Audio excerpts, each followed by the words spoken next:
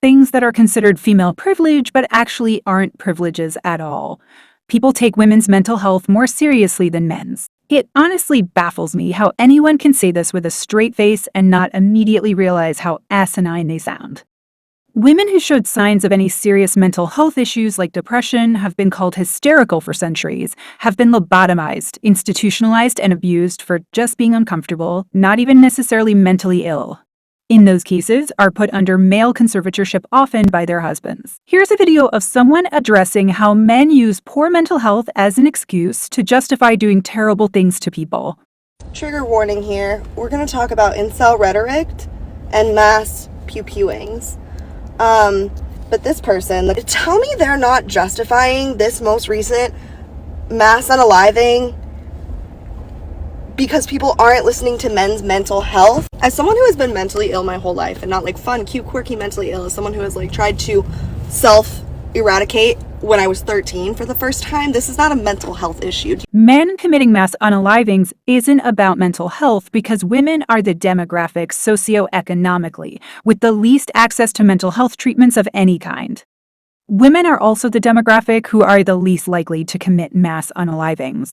And on the flip side, do you want to know which demographic of people has greatest access to mental health treatment and is still the most likely to commit mass unalivings by significant numbers? Angry, young, white males.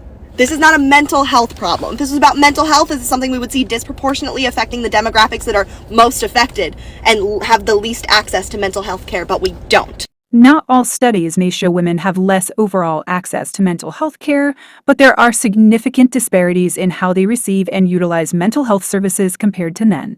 Women are more likely to report needing mental health services and be prescribed medication for mental health conditions, but may also experience barriers related to affordability, stigma, and cultural factors that impact their ability to access quality care. Women handle their mental health problems better and more maturely than men, so of course it would seem like our mental health is taken more seriously when that's not the case. This commenter said, hysteria is still a diagnosis. It's just been changed to conversion disorder, but it's still just as sexist. Many of my friends were diagnosed with conversion disorder, but turned out to have epilepsy or Parkinson's.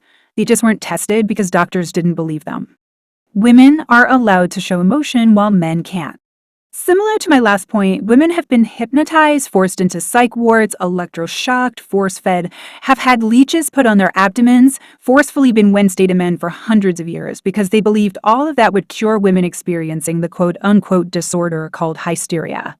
All for expressing human emotions. Some of the symptoms for hysteria were frustration, mood swings, rolling of eyes, jerky movements, sexual thoughts, anxiety, loss of appetite for food or sex, vaginal discharge, and many more symptoms. Women were seen as mad and disordered for experiencing basic human feelings.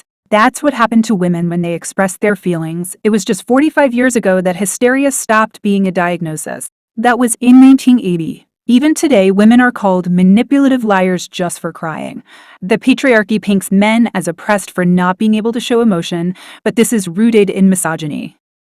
Showing emotion is painted as feminine and therefore seen as subhuman. Who are the people that are looking down at men for having feelings? It's still men. This whole notion about how men are taught not to feel their feelings or be emotional while women are taught to embrace theirs is completely false.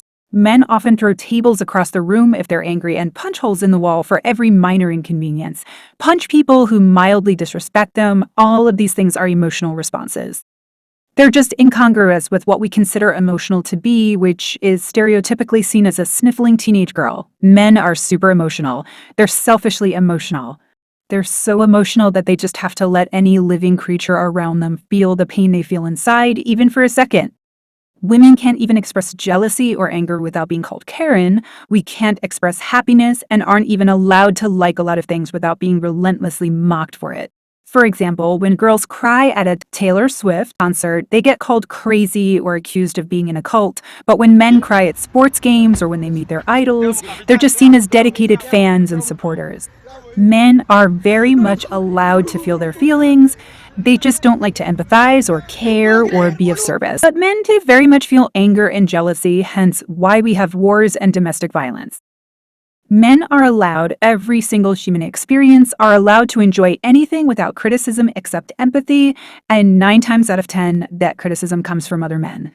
Women never get lonely because they're always surrounded by supportive friends and men who are interested in them, also known as the male loneliness epidemic. Forget that women can and do often experience loneliness, but the difference is women's loneliness is treated as a personal failing, while men's loneliness is treated as a societal failure.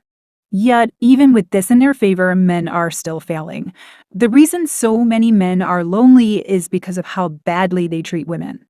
Men constantly do unspeakable things to women and girls, make jokes about it saying game is game, your body my choice. Men literally turn women's pain into a corn category. Women crying, BDSM, and so many other things. So why earth would any woman with a working brain want to be around them? More and more studies are supporting the fact the further women get from men, the happier they are. And the further men get from women, the worse they're doing. And this is just your reminder, ladies, to never, ever, ever, ever, ever entertain the conversation around male loneliness.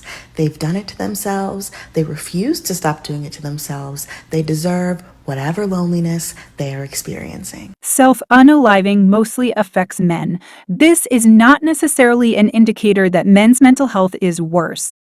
Women actually attempt to take their own lives at way higher rates than men do, but choose less lethal methods, so their attempts are often unsuccessful. But when men want to unalive themselves, they do it in a loud, attention-seeking, brutal, and violent way, often taking others down with them, usually to avoid accountability for crimes they've committed.